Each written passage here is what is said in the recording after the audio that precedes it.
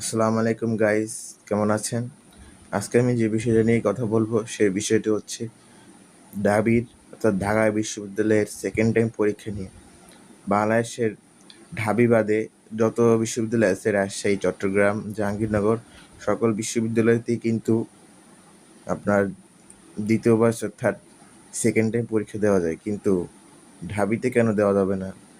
ঢাবিতে সাধারণত মনে হয় আমার 17-18 সালের পর থেকেই দ্বিতীয়বার পরীক্ষা দেওয়ার সুযোগ বন্ধ হয়ে যায়। তো মেডিকেলে যদি দ্বিতীয়বার দেওয়া যায়, বিসিএস 4 বার দেওয়া যায়, অন্যান্য বিশ্বের যত ইউনিভার্সিটি আছে সকল ইউনিভার্সিটিতে যদি দ্বিতীয়বার পরীক্ষা দেওয়া যায়, তাহলে ঢাবিতে কেন দেওয়া যাবে না? এই প্রশ্নটা আপনাদের কাছে। তো মাননীয় শিক্ষামন্ত্রী ডক্টর এহসানুল হক মিলনের কাছে আহ্বান থাকবে যেন তিনি আমাদের যে শিক্ষার্থীদের দাবিটা যে ঢাবিতে দ্বিতীয়বার পরীক্ষা দেওয়ার সুযোগটা যেন চালু করে দেন। তাহলে আমরা মানে যেসব শিক্ষার্থীরা আছি খুবই হব হেল্পফুল, এবং আমরা শিক মানে আমাদের যে একটা শিক্ষা নিয়ে একটা কিছু করার কথাটা ছিল যে আমরা ভালো মানুষ হব এবং সর্বোচ্চ বিদ্যাপীঠে পড়বো, ওইটা আমরা সহজেই করতে পারবো। ধন্যবাদ সকলকে। আসসালামু আলাইকুম।